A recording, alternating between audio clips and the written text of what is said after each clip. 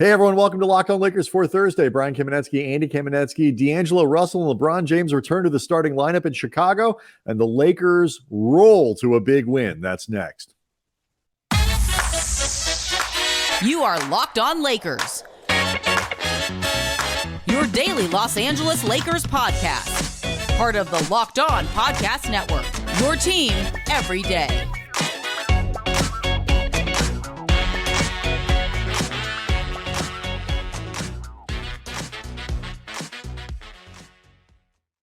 Thanks to everybody for making Locked On Lakers first listen of every day, Monday through Friday. No matter how or where you get your podcasts, it's always free. It's never going to be behind a paywall. And Locked On Lakers on YouTube is where you can go to see the show and, more importantly, engage with a community of Lakers fans that is 14,000 subscribers strong. A great place to celebrate victories like Wednesday's 121-110 win over the Chicago Bulls in Chicago, the first game of this 5-game road trip, 4 of which actually do take place outside of Los Angeles, and one, Andy, that we identified as critically important because the Bulls, while they lost to the Clippers at the end of their road trip, obviously beat the Lakers bad on Sunday, and have been playing really well. So this was a good team that the Lakers beat, even if their record, the Bulls' record, doesn't necessarily reflect that. Great opening to this, critical stretch run trip. Yeah, as Patrick Beverley will remind everybody, the Patrick Beverley era of the Bulls, they've been a completely different team. They've been a better team, and this was a night where the Lakers, led by Chi-Town native Anthony Davis, they took it right back at him. And, you mentioned the starting lineup was terrific tonight. We may talk about reasons to still potentially tweak it, make a move in terms of who Darvin ultimately decides to start. But everybody of D'Angelo Russell, Austin Reaves, Jarred Vanderbilt, LeBron James, Anthony Davis did their part tonight.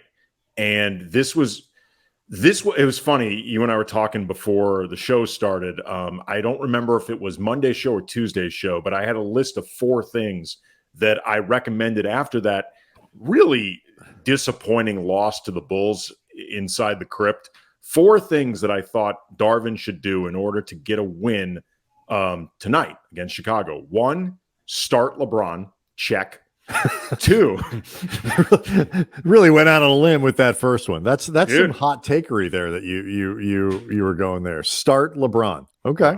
I am a man of bold basketball vision, and I said start LeBron James. 2, play Rui Hachimura. Rui, after a very puzzling, nonsensical DNP CD Sunday, I think in part because LeBron, very large part because LeBron was not starting, and apparently the two of them can't play together off the bench.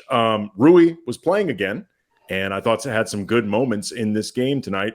3, pick one between Malik Beasley and Lonnie Walker, and Darvin went with Malik Beasley. That in and of itself may not have been the correct choice. I'm not even sure there is a correct choice, but he did choose one. He did. Then 4, he went with Malik Beasley, but he didn't go with him much.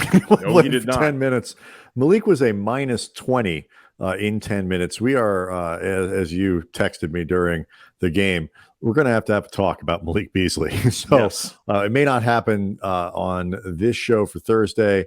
It very well could happen for Friday's show if it doesn't. I'm pretty positive it will. And then 4th on my list, don't overcomplicate things. And that one I still think needs a little bit of work, but 3 out of 4 ain't bad, Brian. Okay. And it was good enough to ensure a very decisive victory for the Lakers. So save the 4th part, the overcomplicating part, because there's probably a lot to unpack there. And it is worth talking about the stuff that really went well. It was interesting. The Lakers, the start, you talk about the starting lineup doing their jobs, 38 and 10 for Anthony Davis, 13 of 20 from the floor, 2 steals, 2 blocks. LeBron went for 25 on 10 of 19 shooting, 7 rebounds, 4 assists, 2 steals, and only 31 minutes, which, by the way, is what appears to be about a minute 16 longer than he's supposed to. LeBron on a minutes restriction that based on Sunday's 30 minutes and Wednesday's 30 minutes seems to be around, I don't know, 30 minutes. So that's where it is for now. D'Lo with 17 in his return to the lineup, a very efficient 7 for 12. Austin Reaves 7 for 8 from the floor. He had 5 assists and 19 points. It didn't really matter, Andy, that the bench scoring can be summarized by 8 points from Dennis Schroeder and 6 points from Rui Hachimura because that's all they needed. Yeah, it should be noted too. Jarred Vanderbilt, nice game tonight as well. Yeah, 8 rebounds, 7 assists. And so, that I want to talk a little bit more in depth about the starting lineup, and you sort of implied maybe that some tweaks might be necessary there. I know that was a big point on Twitter. Fundamentally, though, I think the game starts with Anthony Davis because he took 8 shots on Sunday, 8.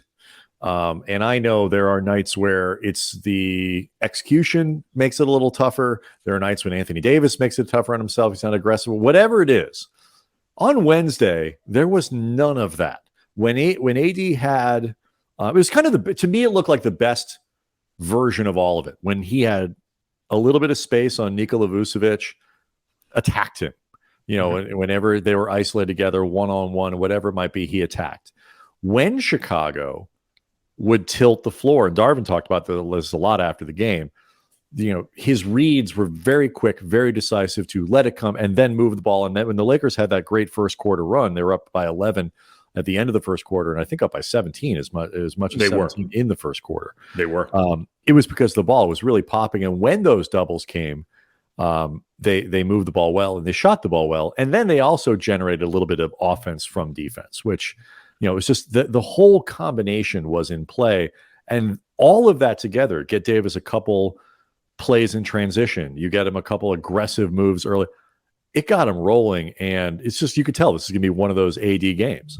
Well, first of all, when you're talking about the ball moving and all the things AD did well tonight, I thought he was part of that ball movement.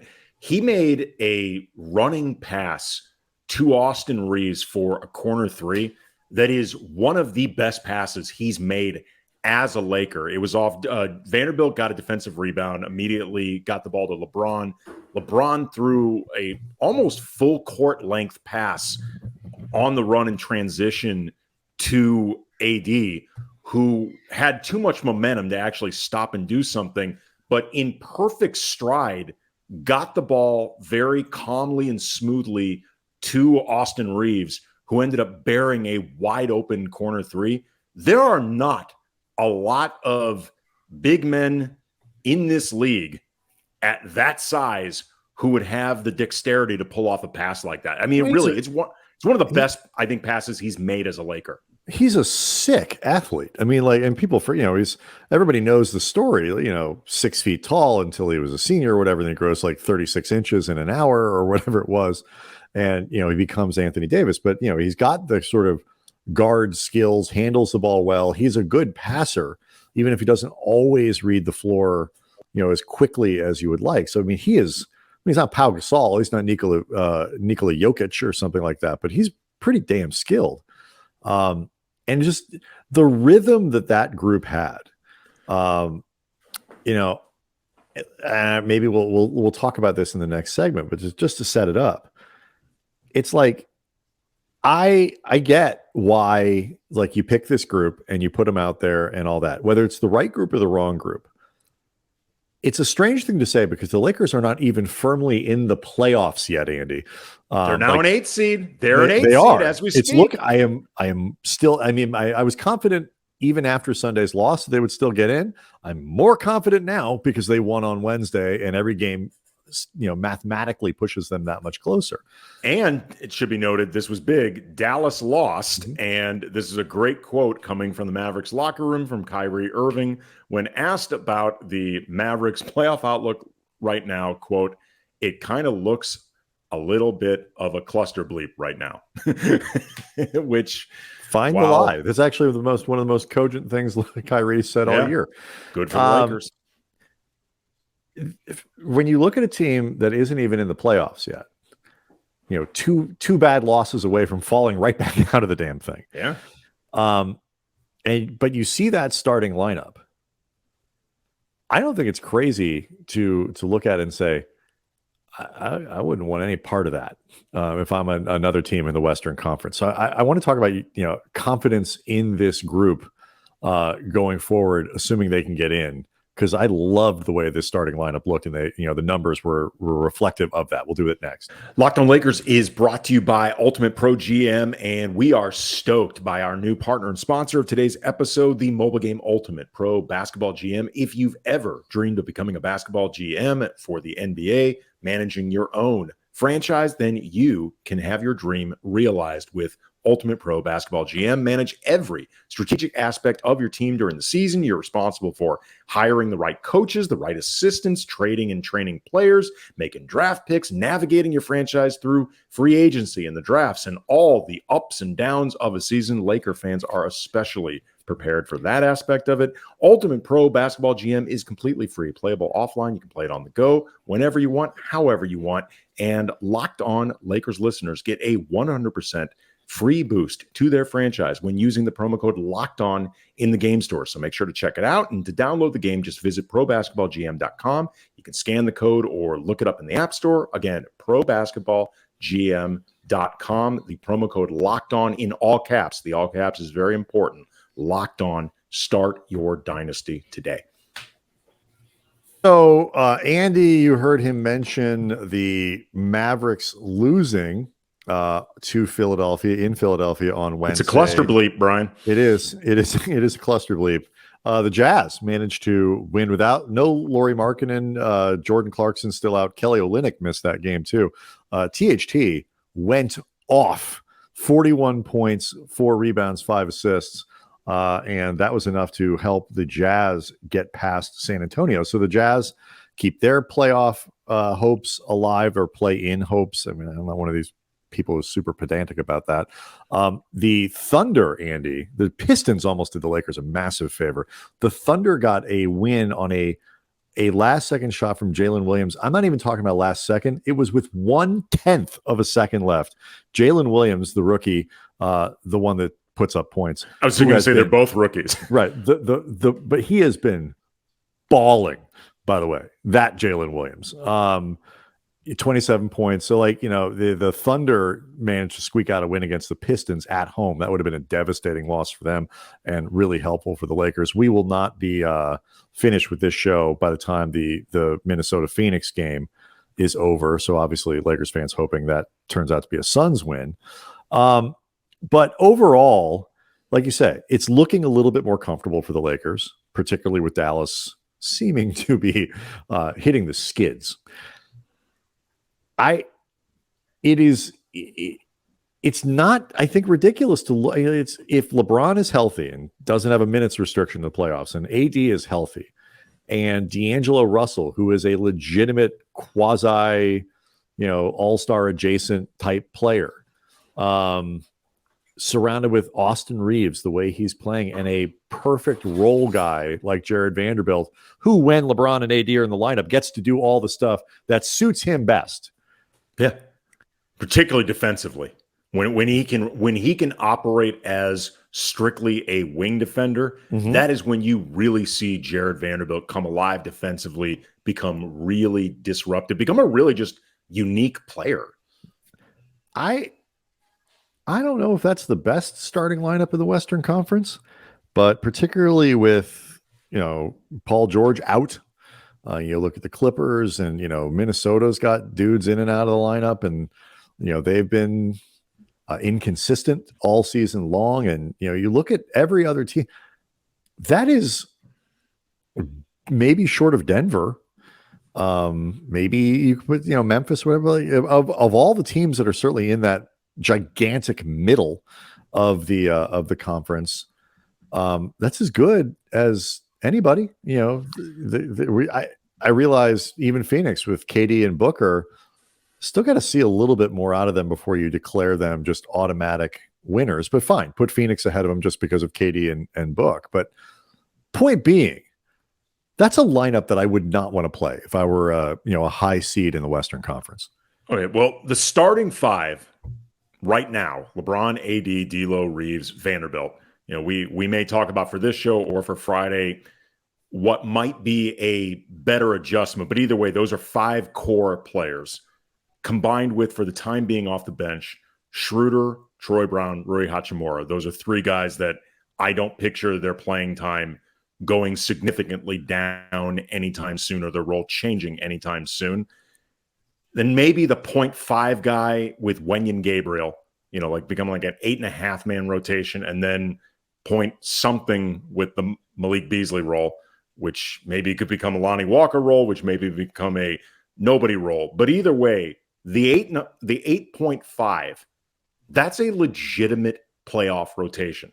Is that can win a championship rotation? I don't know. We definitely need to see more. Frankly, I need evidence that LeBron and AD can stay healthy for 4 consecutive rounds of playoff basketball. All I'm saying is that is a legitimate rotation. That's a real rotation. And the team that started this season for the Lakers was not a real rotation. They were a rotation that you could maybe picture if they played at their absolute top end, overcoming the elements that prevented them from really feeling like a legit playoff team rotation. This, though, is a legitimate playoff team rotation. It's there's a big difference. There is, completely. And I agree. I think the way you kind of phrase it is really good, because it's not that I necessarily think the Lakers can win 4 rounds. Slow down. You got to see good teams make adjustments, and and all that. So, the problems with what they have will be exposed. They have not played together very long. The continuity factor is not in their favor, and so on and so on and so on. What I can say is, in any single series, if LeBron is healthy and AD is healthy, and you have a healthy Russell, like you have what you had on Wednesday, any single series they could win. 100% capable of winning. I'd favor Denver. I'd favor Phoenix with Kevin Durant. I'd favor other teams. But we're not talking about, where it would, a 90, like if it goes 5, I'd be surprised kind of deal. Like I see why, Lakers fans, it's got to be a weird time for Lakers fans, because you got to be both excited and terrified at the same time. One thing that, if you're looking for stuff that feels exciting because it feels familiar, like a reassuring familiarity, because so much that has happened since the Lakers won that championship has just been chaos. It's just been straight, what the bleep is going on? Why can't we just have a normal team, like just a normal team that goes out there and plays basketball? One of the things that happened in this game tonight that the Lakers were just picking the Bulls apart doing was LeBron setting up shop in the post, typically on the right block, and either attacking the basket, off a spin or something, but more often than not, double coming, kicks the ball out, it swings, eventually creates another shot, whatever.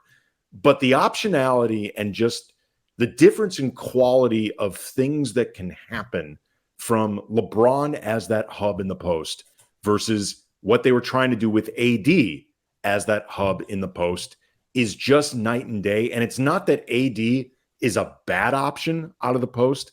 It's just that LeBron is so much better. And that's also something that he can do, like, even while getting himself back up to full conditioning. Yeah, even Darvin actually talked about that. Like, sort of they got LeBron, like they got AD rolling early, which sort of, LeBron can kind of kick back a little bit and help facilitate, and Reaves can help facilitate and all that kind of stuff. And then when LeBron is on the floor without AD there, they can drop him down in the post, and now as in Darvin's parlance, they call his number a little bit more. But now, the Lakers are in a good offensive rhythm, and now LeBron is functioning as that fulcrum. And they were doing that with LeBron and AD together too. Yeah, but I'm saying, but like it worked really well. It can work when those guys are staggered. And I think, not to get too deep into it, because I do want to kind of devote a little more time to it than maybe we have. We should probably talk a little bit about Beasley too. Like your choices here are sort of change the lineup. Maybe you think it's a starting lineup thing, or you optimize the stagger. And they're slight mirror opposites of because Reaves is going to finish games. Yeah. And he's going to play a lot of high leverage stuff. We're talking about a difference between, by the way, just so it's clear, either Troy Brown going back in the starting lineup or Reaves staying. Going back to the lineup where Reaves is, essentially your, one of the lead guards with the second unit. I guess some of it depends on, really how tight and long this minutes restriction lasts with LeBron. Whether you think one is easier to do than the other. Is it easier to get the lineups you need with Reaves coming off the bench? Is it easier to do it with Reaves in the starting lineup and just tweaking the stagger a little bit to find the right combinations there? In some occasions, staggering it all. Right. And they staggered it differently in the second half than they did in the first. And there was about a minute and a half that made, I think, everybody very nervous in the first half when none of the three best players the Lakers have in terms of D'Lo and LeBron and AD were on the floor. That cannot happen. But even that then, should though, not there was also that point in the third quarter where AD was at the line and Darvin went with a hockey shift and took out everybody but AD, which meant you're back to Schroeder as the only real playmaking guard, which predictably did not go well. Right. It's what do you want your stagger to be and how do you do it? And so let's talk more about it on Friday's show, because there are a ton of factors that I think play into this. One thing though that I thought was especially fun though for Lakers fans on Wednesday was the fact that Patrick Beverley went scoreless. He was a -32, and Austin Reaves too shorted him. That's next. Locked On Lakers is brought to you by FanDuel, and we are down to the final stretch of the NBA season. It's the perfect time to download FanDuel, America's #1 sportsbook, and new customers get a no-sweat first bet up to $1,000, a grand. Bonus bets back if your first bet doesn't win. Just download the FanDuel Sportsbook app. Safe, secure, really easy to use, and you can bet on everything from the money line to point scores, threes drained. Get a little spicy maybe with an exclusive bet like the 2x3, 2 3-pointers scored in the first 3 minutes. Plus, FanDuel even lets you combine your bets for a chance at a bigger payout with the same game parlay. Thursday, as we speak, Denver is giving up 7 points against the New Orleans Pelicans. It would be very, very good for the Lakers if Denver can, at minimum, cover that spread, if not win the thing outright. Do not miss the chance to get your first no-sweat first bet up to $1,000 in bonus bets when you go to FanDuel.com/LockedOn. That's FanDuel.com/LockedOn to learn more. Make every moment more with FanDuel, an official sports betting partner of the NBA. Back to 500, Andy. Indeed. It's very, very exciting for the Lakers. Back to 500 with a chance to get over 500 in Minnesota on Friday, a game that is particularly if Phoenix does the Lakers a favor over the rest of Wednesday night and manages to win that game against the Wolves at home. The Lakers with a win there would move into a tie with the Minnesota Timberwolves. Or maybe even pull ahead of them. I mean, the math is hard here. But as Kyrie said, it's a big cluster bleep right now. Right. Actually, no, the Lakers, if Minnesota loses on Wednesday and loses on Friday, they would have 39 losses. The Lakers would only have 38. That would make the Lakers the 7 seed in the Western Conference. So momentum possibilities there for the Lakers. I think Austin Reaves, who was already a fan favorite, really boosted that profile on Wednesday when late in the game he hit a shot over Pat Bev and did the too short, which actually in this case was appropriate because Pat Beverley was in fact too short to do anything about this Austin Reaves pull-up jump shot. Yeah. Charmin's soft on that defense against Austin Reaves, that's for sure. Pat Bev, He's a partner with Sharman. He is. Pat Bev, as I mentioned before the break, really struggled in Wednesday's game, and Lakers fans, I'm sure, were just disappointed to see it. He also had a moment where he almost drew a flagrant on LeBron, yanking him as LeBron was in the air, and LeBron came down awkwardly. And I swear, if he had actually injured James, and that had been the way that Pat Bev was going to get his revenge tour and keep the Lakers out of the playoffs and all that kind of stuff, it would have been bedlam on Lakers social media, because if it was Pat Bev who did that, oh my God. So I'm glad that situation was avoided, because I don't think Pat Bev would actually try to injure LeBron James in an effort to keep the Lakers out of the playoffs. No, look, Pat Bev walks that line, frankly, tap dances on it. He's done that his whole career. He can get too over the top with this stuff, but I actually don't think Patrick Beverley is, I don't know. Actually, I was about to say that I don't think he's a dirty player, but then I thought about all these different things that have happened with him. I'm like, that was pretty damn dirty, Patrick He's Beverley. not a dirty player. Yeah, I mean, maybe I think he has too much respect to do that to LeBron. Maybe that's the better way to put it. I don't think he would do that to LeBron. We've seen tangible evidence, though, that he would do it to Russell Westbrook. Right. So if I'm being honest about this. It's a weird thing, because it's not that he isn't capable of dirty play, but I do think like he does, I think, have a code. Bev, it's a weird code, but I agree with you that, I mean, are you talking about the codes that he throws out on his podcasts for listeners? Could be promo codes. Yeah, he has a lot of promo codes.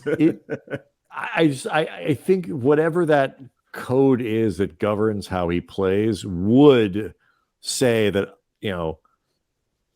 intentionally cheap shotting LeBron is outside whatever that code is. I would agree with you. Or maybe he's not above it. I just don't know if he was trying to do it there. I don't know. Maybe. Now that I really think about this. I don't want to spend too much time on this show defending Patrick Beverley. That's not good for ratings.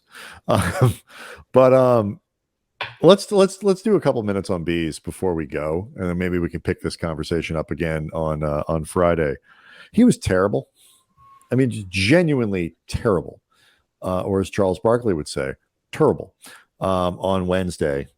And the Lakers and Darvin Ham are going to have to make a choice here about how much he can play, because he would be an extraordinarily valuable weapon for the Lakers if he plays well. If he plays like he has been over the last few games, you can't play him. Let me put this in perspective. His turnovers to points ratio in this game was 4-0. And that's about as bad as it gets, particularly when you take into account Malik Beasley ain't exactly a ball mover. Yeah, it's not like he was out. Not turnover to assist ratio, turnover to points. Yes, 4 turnovers, 0 points. He was 0 of 3 from the field. He looked out of sorts from the moment he stepped on the court. Darvin said after the game that he doesn't think Beasley's losing confidence. He does think that Beasley, though, is very frustrated. He also said, quote, "I'm behind him 1,000%. He's going to continue to get his minutes." Then went on to say that they got to do things like set good screens for Beasley, run plays for him, continue to encourage him to fight defensively. Reminded that everybody has off nights over 82 He said games.